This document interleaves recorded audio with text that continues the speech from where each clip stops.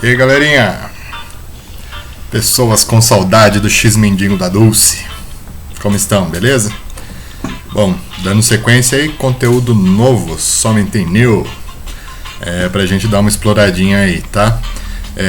São alguns conceitos importantes da economia e que a gente deve abordar aí de maneira serena e tranquila. No final dessa aula eu vou dar uma explicadinha aí no portfólio, modelo e tal, vai estar tudo disponível, a gente vai conversar mais pra frente, beleza? Então vamos lá. Na aula de hoje a ideia é entender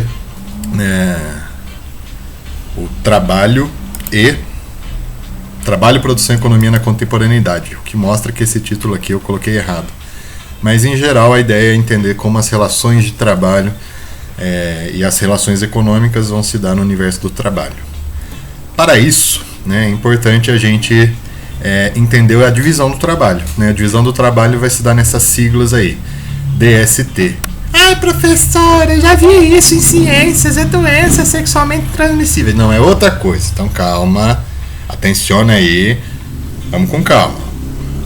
A DTT e a DIT, que são na verdade divisão social do trabalho, né? A DST, ela se relaciona à própria organização local do trabalho, como que ela se divide na sua produção, então, local, ok? Divisão territorial do trabalho é como ela se organiza no nível territorial, ou seja, a nível de uma região, de um estado ou de um país. Tá? Ela não ultrapassa essa barreira nacional. Por isso que se fala divisão territorial do trabalho. Se refere à noção de território que a gente já está bem craque aí. Né? Vocês não tem mais erro em relação a isso. E a DIT, a famosa tia DIT, que é a divisão internacional do trabalho, né, que vai submeter a ideia mais hierárquica, né, no arranjo produtivo, na questão geopolítica dos países dentro da organização da macroeconomia. Vamos ilustrar para ficar mais tranquilo? Divisão social do trabalho, bem simples, né? O trabalho ele é fruto, obviamente, né, de uma cooperação em que pessoas fazem coisas para obter alguns resultados. Em um trabalho onde não há divisão social do trabalho, por exemplo, lavar louça, né? A pessoa pegou a louça suja lá, ela lava, ela enxuga, ela guarda, ela faz tudo sozinha. Então não há divisão social do trabalho, ela não divide essa tarefa com ninguém. Vamos supor que na casa de vocês resolveram implantar uma divisão social de trabalho nessa tarefa. Então, um lava, o outro enxuga, o outro guarda. Divisão social do trabalho, cada um faz uma tarefa. Isso vai ganhar ênfase na sociedade pós a Revolução Industrial, né, como passa a se tornar uma prática comum a todos os processos produtivos, muito embora ela já existisse antes, ok? Já a divisão territorial do trabalho, a gente vai fazer como se fosse a ideia de como os processos produtivos vão acontecer. A mais comum, né, a mais típica, é a divisão territorial relação cidade-campo, onde o campo, né, ou o meio rural, fornece matérias-primas e a cidade, né, é responsável pelo serviço e produtos industrializados. Então vai fazer como se está nessa imagenzinha aí, né? O campo vai fornecer os bens primários, né, com pouca agregação de valor, vamos dizer assim, e a cidade vai fornecer os produtos de maior valor agregado, né, ou seja, serviços especializados, serviços de saúde, bem como os bens industrializados. Varia de cidade para cidade, né? Às vezes uma cidade ela vai englobar os dois sistemas de divisão territorial, às vezes uma região, às vezes um estado, às vezes um país inteiro vai estar integrado dentro desse sistema de produção. Quando nós consumimos frutas que não são típicas da região, né? Por exemplo, frutas tropicais ou de clima bem quente, né? Consumidos aí na região de Irati, pode ter certeza que isso se enquadra dentro de uma divisão territorial do trabalho, né? O acesso a esses produtos se dá por um meio de sistema de logística e transporte para vocês consumirem.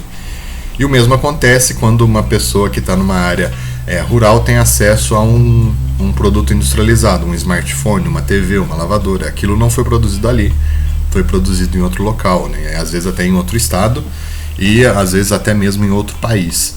Mas isso é para próximo tema, que é a famosa DIT, né? A Divisão Internacional do Trabalho. A tia DIT, ela vai ter relações diferentes ao longo do tempo, né? Então a primeira, né, a mais comum durante o capitalismo comercial, era a relação metrópole-colônia, que vocês muito estudaram já em história. Ou seja, as colônias enviam matéria-prima, né, e compram das metrópoles os produtos manufaturados. Então envia cana-de-açúcar, açúcar, milaço, assim por diante, produto, matéria-prima pouco industrializada, e compra roupa, compra utensílio, compra ferramenta e assim por diante. Já no capitalismo industrial, isso se mantém também, né? Envio de produtos primários, né? Produtos agrícolas, minerais, para as metrópoles ou para os centros mais dinâmicos da economia, né? No caso da primeira revolução industrial, a gente vai ter a Inglaterra com grande destaque, mas também a Alemanha, França, Estados Unidos e assim por diante, né? Coisa que vai mudar um pouquinho após a Segunda Guerra. E as colônias, os países fora desses centros industriais vão receber esses produtos industrializados. Isso é sempre uma troca desigual, né? Por exemplo, para você comprar um iPhone com feijão, quanto feijão você precisa produzir? Muito feijão, né? Um saco de feijão, vamos supor que está R$5. O iPhone está 5.000, então a gente precisa de 5.000 quilos de feijão para comprar um iPhone. O que faz, dentro da hierarquia geopolítica das trocas, né, que um país que produz produtos agrícolas tenha que produzir muito mais, gastar muito mais trabalho para produzir um bem industrializado. Isso daqui vai se chamar de valor agregado.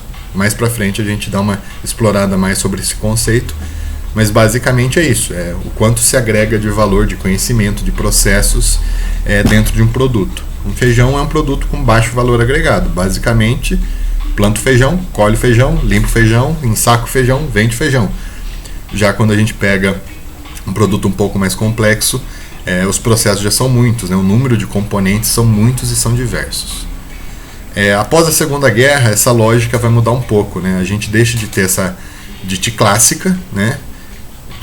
O país desenvolvido manda o produto industrializado e os países pouco desenvolvidos ou em desenvolvimento, como queiram falar, recebe os bens agrícolas e minerais e combustíveis fósseis e assim por diante. Como o mercado passa a se integrar cada vez mais durante o processo de globalização, esse arranjo fica cada vez mais complexo. Por quê? Porque não tem a necessidade do país desenvolvido produzir lá e mandar para o país subdesenvolvido. O que vai rolar, na verdade, é que o país desenvolvido instala uma indústria nesse país subdesenvolvido ou em desenvolvimento e gera, né, dentro desse próprio país, explorando a mão de obra local e assim por diante, os produtos industrializados dele. E mandam os lucros. Se vocês olharem bem essa figurinha aí, vocês vão ter uma descrição bem interessante disso, né? Produtos primários, produtos industrializados, juros, royalties e lucros. Professor, o que é royalty? Royalty é o valor pago por uma peça que tem patente. Então, se você produz algo que outra pessoa inventou, é necessário pagar royalty, né? Que é uma taxa que vai variar de acordo com o setor industrial, produto, especificidade, mas por pagar aquele conhecimento gasto na invenção ou na produção desse item, né, na concepção desse item. E de outra maneira, né, os países subdesenvolvidos vão receber esses capitais, investimentos e tal. Quem ganha com a troca, obviamente, são, né, os países centrais aí, porque vão ter maior poder de barganha e negociação nessas trocas, e também porque ao instalarem as empresas em países onde a mão de obra é mais barata, onde os insumos são mais baratos, ele consegue aumentar a margem de lucro e ter essas remessas de lucro. Loucura, né? Sobre esse assunto que é tangente ao Brasil, é que o Brasil não tem imposto para remessa de lucro. Então a empresa vem aqui, instala, explora o trabalhador, vende aqui no mercado, não sei o quê. Então não gera, vamos dizer assim, tantos benefícios para o país, e na hora de ter essa remessa de lucro, isso não é taxado. Só 2 países no mundo têm essa política de não taxar remessa de lucros e dividendos, né, ou de taxar grandes fortunas, que é o Brasil e a Estônia. 2 países bem doidos mesmo. Mas todos os outros países têm essa prática de taxar para né, fazer com que parte desse lucro obtido seja imobilizado no país, seja reinvestido no país e assim por diante. Isso é um dos grandes buracos que a gente tem dentro da nossa estrutura macroeconômica. Ok? Tranquilinho? Até aí tá fácil. Juro! Tô falando sozinho aqui, mas tá fácil. Agora vamos para a parte um pouco mais complicada, que são os conceitos relacionados ao mercado financeiro. O primeiro conceito básico, é tranquilo de entender, é o conceito de ação. O que é uma ação? O ato de... Não. Vamos entender a ação como um título, como se fosse uma nota, um pedaço de papel que tem um valor simbólico, né? De representar parte de um patrimônio. Então, uma ação é como se você fosse dono de parte de alguma coisa. No caso, a ação se refere à empresa. Você é dono de parte de uma empresa. Ao ter uma ação, você tem essa fração dessa empresa. Cada empresa vai ter um número diferente de ações de acordo com o seu ganho, de acordo com a sua capacidade de capital, de acordo com o arranjo, né, que a própria empresa vai ter. Mas uma ação, em geral, é esse título, né, individual e tal. Quem controla a empresa é quem tem mais título. Quem tem acima de 50% geralmente é o controlador da empresa. Empresas muito grandes dificilmente vão ter um único dono para 50 e tantos por cento. Né? Uma empresa que vale 100 bilhões dificilmente vai ter um único dono. Né? Isso é raro de acontecer. Então o que acontece nesses casos em que não se tem uma maioria, daí se tem um conselho de acionistas, que geralmente trabalha com a ideia que é o seguinte: a cada fração de aproximadamente 5% se tem uma cadeira dentro do conselho de acionista. Então a pessoa vota, né, decide o futuro da empresa e assim por diante a partir dessa participação acionária de 5%. Beleza? Para ter uma ideia aqui, vamos ilustrar. Aqui é a cotação de hoje da Petrobras, né, de uma ação da Petrobras. Uma ação da Petrobras está custando R$ 21,55. Aqui na parte de baixo, se vocês verem capital total, está 284,28 bilhões. Ou seja, se a gente fizer a continha, né, 21,55 que dividindo esse total, aí a gente vai ter que ter um total de ações de 12.800.000 ações da Petrobras no mercado. Quer dizer o quê? Existem 12 divisões, 12 milhões de divisões de cada papel da Petrobras. Então, se você compra uma ação da Petrobras, você não é dono de praticamente nada, né? Então, mas por que tem tanta divisão? Porque a empresa vale muito. 284 bilhões é muito dinheiro para uma pessoa só, um grupo só ter. Então ela tem essa grande dispersão de papéis aí, sendo hoje, pelo menos por enquanto, majoritário, o Estado brasileiro e o BNDES, muito embora estejam ocorrendo aí em meio a essas tratativas obscuras aí, né, de pandemia, de sobe no cavalo, de faz não sei o que, é um grande desmonte e venda dessa participação estatal nessa empresa, né, de grande importância para o Brasil, né? Isso é chamado de cortina de fumaça, né? Fala de uns assuntos polêmicos, a pessoa fica lá criando meme, não sei o que, discutindo com a família, brigando, e o que realmente importa pro país, né? O que realmente deveria estar sendo discutido acaba passando despercebido aí, que é o caso, por exemplo, da Petrobras, que foi o caso da Embraer e outras tantas ações que mostram, né, a derrocada aí do patrimônio nacional em detrimento aí a um ganho, sei lá. Não vamos entrar nisso não, que isso aí a gente deixa para aula de geopolítica, beleza? Só que dentro professor, vou comprar uma ação e tal. As pessoas que compram ação, né, ou as pessoas que detêm ações, elas têm dois perfis básicos, né? O investimento produtivo é a pessoa que investe na empresa pensando, né, no que essa empresa vai produzir de resultado para ela. Se você comprar uma ação da Petrobras, a cada ano você vai receber o lucro e o dividendo, né, o resultado dela proporcional à sua participação. Então você está investindo baseando que essa empresa é boa, é legal, vai produzir lucro e você vai ganhar. Esse tipo de investimento é um investimento assim que a gente olha e fala, legal, bacana, né? A pessoa está investindo em algo produtivo e tal. Entretanto, né, esse tipo de perfil se torna cada vez mais raro, né, frente aos ganhos que são prometidos pelo segundo tipo de investimento, que é o investimento especulativo. O investimento especulativo basicamente se baseia na troca constante e rápida desses papéis, dessas ações, né? Ou seja, vocês estão vendo lá o valor nominal da Petrobras hoje, R$ 21,55. Aí a pessoa fala, nossa, tá barato, vou comprar. Ela compra lá um montante de ações nesse valor, R$ 21,55. Amanhã a Petrobras, por uma questão desse mercado, é avaliada em R$ 23. Aí o cara fala, pô, vou vender tudo, já ganhei um e pouquinho por ação, comprei 1 milhão de ações, vou ganhar 1 milhão. E ganha 1 milhão. Sem fazer nada, sem trabalhar, sem investir, sem relação nenhuma com o que está acontecendo. E essas lógicas de compra e venda são cada vez mais determinadas por bots, né? Por robôs programados para vender, para comprar, para vender, para comprar. É o que gera uma artificialidade na economia e vai, né, gerando aí constantes derrocadas econômicas, porque tudo fica muito fluido. Então a empresa não tem estabilidade para se planejar para a médio e longo prazo, porque os fluxos são muito constantes e acabam interferindo aí na lógica de atuação da empresa. Beleza? Investimento especulativo é aquele que a pessoa tenta trabalhar com ganho nominal da ação. Ela compra e vende ação, e nessa compra e venda de ação ela ganha essa renda de valorização ou desvalorização diária de uma ação ou não. Beleza?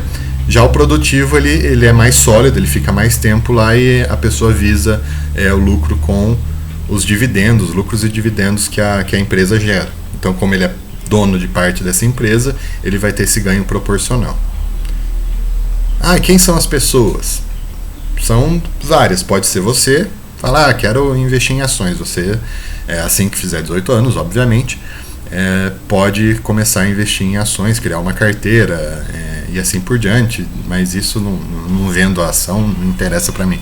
Mas vocês podem, individualmente, como pessoas, investir, e é muito interessante que pessoas invistam em bolsa de valor, porque pessoalmente as pessoas têm uma tendência muito mais ao investimento produtivo do que ao especulativo.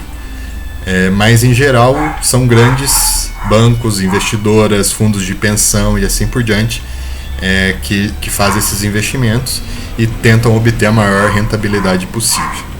Isso é o que chama de capitalismo financeiro neoliberal, né? Viver dessa especulação, dessas oscilações aí. Ok? Seguindo, né? Dentro dessas operações, tanto do mercado financeiro, né, que é a Bolsa de Mercados e Valores, né, a Bovespa, quanto dentro das operações que não estão cotadas em mercados, a gente tem conceitos importantes de entender, né? O primeiro deles é o holding, né? Holding é quando uma empresa ela tem a estratégia de ter participação acionárias em várias empresas, né, de mandar em várias empresas, embora não tenha tanta preocupação na produção, né? Ela tem mais interesse no ganho estratégico aí de entender essa empresa, de digitar as ações. Então uma holding ela tem essa ideia de controlar mais ações. Obviamente tem de tudo, tem holding que tem um perfil mais de capital produtivo, que investe em empresas rentáveis, tem outra holding que tem mais essa ideia especulativa de começar a lidar com o mercado, de pegar um setor que está crescendo, comprar, a hora que o setor der um resultado ela vende tudo, né? Então é bem variado, mas holding é assim, é uma empresa que compra ações de outras, seja compra total, compra parcial, compra maioritária, mas faz essa aquisição aí para fazer o controle acionário dessas empresas, né? É muito comum bancos terem esse perfil de holding ou fundos de investimentos terem esse perfil de holding também. Ok? Conglomerado. Só para voltar lá, subsidiária é quando uma empresa está dentro da outra. Depois eu vou mostrar uma imagem que vai ficar bem clara essa ideia de subsidiária, tá? Se a gente pensar, por exemplo, a Nestlé. A Nestlé é a grande empresa, né? As suas subsidiárias são holdings. É só pensar nos subprodutos da Nestlé. Tranquilo? Conglomerado é quando empresas de diferentes setores se fundem. Então, ao mesmo tempo, né, uma holding ela pode ser um conglomerado e um conglomerado pode ser um holding. Mas qual que é a diferença entre holding e conglomerado? O holding geralmente se preocupa mais com essa participação acionária, com lucro. O conglomerado ele se preocupa mais com a produção e a administração da empresa, né, uma administração mais estratégica. Um perfil de conglomerado bem simples de ver é a Coca-Cola, né? Ela atua dentro do ramo de bebidas em geral, né? Embora não mexa com bebida alcoólica, mas todos os tipos de bebida, chá, água, suco, ela tem participação em todos esses setores e se vai se consolidando, se aproveita da sua expertise de distribuição e tal para consolidar mais ramos de atuação. Já uma holding, ela não se preocupa com isso, ela compra diversos setores porque a hora que um não está dando lucro, o outro está dando lucro. Então ela tem esse ganho financeiro de qualquer maneira, né, mantendo essas várias linhas de atuação. Trust. Trust é quando um ramo de atividade tem uma empresa geralmente domina, né? Ela tem um monopólio, ou quase um monopólio daquele setor. Tem esse nome trust, né? Remetendo à ideia de confiança, porque é um ramo de atividade que depende de escala, que dificilmente vai ter concorrente. Por exemplo, a siderurgia. A siderurgia é um exemplo claro de trust, né? As empresas siderúrgicas, para elas conseguirem ter ganho, elas demoram muito tempo, é muito grande, é muito investimento. Então, se elas não tiver uma garantia de mercado que vai ter esse monopólio, né? Geralmente são estatais ou ex-estatais que vão ser trusts, né? Elas não conseguem sobreviver, né? E não é algo interessante para o mercado financeiro investir porque o retorno é muito lento, o ganho é muito baixo. A Companhia Siderúrgica Nacional, por exemplo, é um exemplo de uma trust, né? Ela foi criada, concebida com a ideia de ser uma grande siderúrgica para fornecer ferro e ligas metálicas para toda a base industrial do Brasil. Ela foi única durante muito tempo, depois veio os Minas e assim por diante, mas são poucas empresas, né? Elas têm essa confiança porque elas precisam ser pequenas. A Petrobras, né, até 4 anos atrás mais ou menos, ela tinha um monopólio da exploração de petróleo no Brasil, ela era um trust, né? Ela grande responsável pela exploração. Por quê? Porque o petróleo, né, nessa visão estratégica, é um bem coletivo, né, um bem de todos os cidadãos brasileiros, já que está na nossa terra. E uma estatal explorar isso garante que esse ganho, que isso venha por povo, pelo menos em teoria. Ok? Também tem no setor automobilístico, né? Principalmente no comecinho tinha algumas empresas que tinham essa característica aí, né? Porque principalmente pós Segunda Revolução Industrial, né? A ideia de ganho de escala, de baratear a produção para todo mundo ter acesso aos itens, tinha necessidade de existir grandes empresas, mas poucas empresas, né? Então os primeiros trusts automobilísticos vão ser a Ford, a General Motors e assim por diante. E depois alguns vão se consolidar na Europa também, como o grupo AMG Mercedes ou o grupo Volkswagen, que vai ter várias outras marcas e assim por diante. Quando a gente estudar esses países, a gente vê essas especificidades. Agora é só para ilustrar. Beleza até aí? Então lembrando de tomar água, manter a resistência em alta. Uma imagem aí para ilustrar a questão de holdings e conglomerados, tá? A maioria que está aí são conglomerados, né? A imagem que eu consegui achar mais ilustrativa, ela tinha esses conglomerados. Então você olha lá, ó.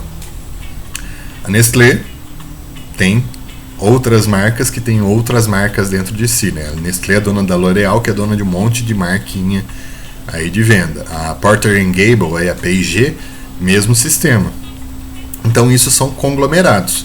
Alguns deles atuam como holding, ou seja, só quer saber do ganho financeiro gerado por essas subsidiárias, né, que são essas empresas menores dentro dela.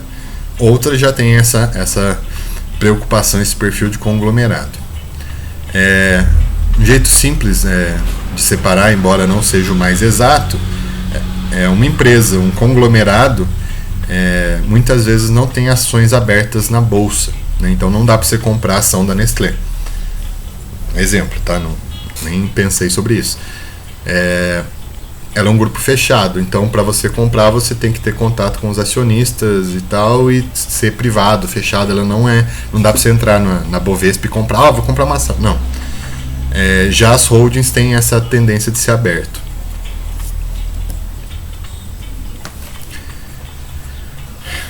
Beleza até aí, gente? Então vamos lá. Cartel. Cartel é crime, né? É uma prática de quando algumas empresas que dominam o mercado, né, geralmente grandes, mas isso acontece em menor escala também, eles controlam o preço, a política de preço. Vamos dar um exemplo que é bem comum acontecer, que é postos de combustíveis, né? Em algumas cidades, os postos de combustíveis possuem um acordo informal entre si para tabelar o preço, né?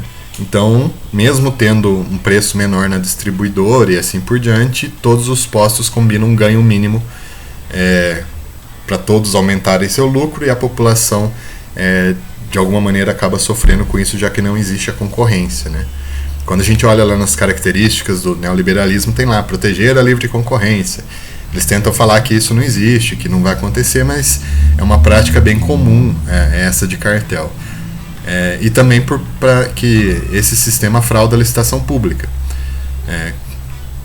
Como assim? Vamos supor que tem a ideia de construir um bloco novo no IF. E aí as empresas aptas, né, que vão ter as características aí para assumir essa obra de grande impacto, são 5 amigos. Aí eles falam, gente, não vamos brigar por preço não, vamos deixar dessa vez o Aloysio aqui ganhar, e aí ele ganha 1 milhão e tanto, passa 100 mil para cada um aqui, e tá todo mundo ganhando, ele ganha o lucro dele lá e a gente não precisa nem preocupar. E é isso que ocorre, né? É uma atividade legal, então qualquer tentativa de cartel ou ação disso é mediada por um órgão fiscalizador chamado CAD no Brasil, né, que fica avaliando qualquer tipo de ação que possa prejudicar a concorrência. É ele que faz a mediação quando duas empresas se fundem. Vocês já viram, por exemplo, Perdigão e Sadia. Perdigão e Sadia são duas marcas aí de comidas congeladas e assim por diante. As duas são uma coisa só, as duas pertencem ao mesmo conglomerado chamado Brasil Foods, ou BR Foods. Quando elas foram se unir, o CAD falou, vocês podem se unir, mas para vocês se unirem, vocês têm que parar de fazer carne embalada, porque senão vocês vão dominar 70% do mercado, não vai ter concorrência, vocês vão acabar com a gente.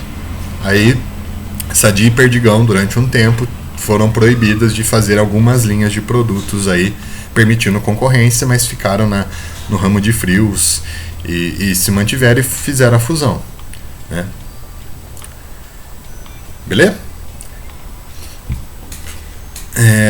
O posto de gasolina é o melhor exemplo. É bem fácil de perceber isso em algumas cidades, quando você nota a diferença de preço entre uma cidade e outra muito grande.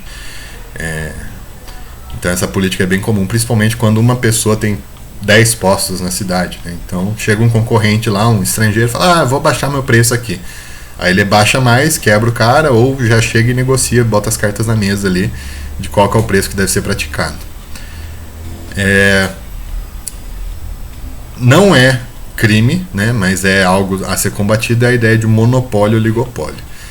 Monopólio é quando existe um trust, né, existe uma empresa que domina esse mercado, mas que não tem trust, não tem confiança, né? A pessoa, por ter o monopólio, pratica o preço que ela quer, pratica algum preço abusivo pela ausência de concorrência. Então não tem nenhum concorrente, vou colocar o preço lá em cima, todo mundo vai ter que comprar minha coisa aqui e já era. E oligopólio é quando isso, né, esse monopólio é dividido entre algumas empresas, né, poucas empresas dominam todo o mercado. É também muito comum. Se a gente pensar em Irati, né, o ramo de comércio varejista ou de supermercado, a gente tem um oligopólio, né, são 3 grandes marcas aí, né, Cavalinha, G-Center e Vasco, que dominam a cidade. Tem outro pequeno mercadinho e tal, mas pensar 80% de tudo que é comercializado no varejo vai ficar na mão ou vai ficar girando entre esses 3 grupos. Isso é um exemplo de oligopólio. Não é crime, mas é comum, né? Lembrando que sempre quando a gente fala em mercado financeiro, a gente leva análise aí para um ramo de uma economia nacional, né? Esses exemplos de mercado é para vocês ilustrarem com coisas mais fáceis de ver e de perceber. Mas pensa nisso a nível nacional, quem são os grandes oligopólios brasileiros, como eles detêm o controle da maior parcela aí do mercado, de alguma maneira, né? O setor de carne, por exemplo, né, de congelados, a gente tem uma centralidade em alguns poucos grupos, assim como às vezes no laticínio, assim como em outras situações. Ok? Gente, olha, rapidinho, era isso, deu aí meia hora. Espero que tenha entendido. Se não tiver dúvida, se tiver dúvida, posta ali no Classroom, eu faço outro vídeo tirando dúvidas. Como dizem os youtubers, não deixe de deixar o seu like, se inscrever no canal e ativar as notificações aqui no sininho. Beleza? Vamos ver o esquema do portfólio.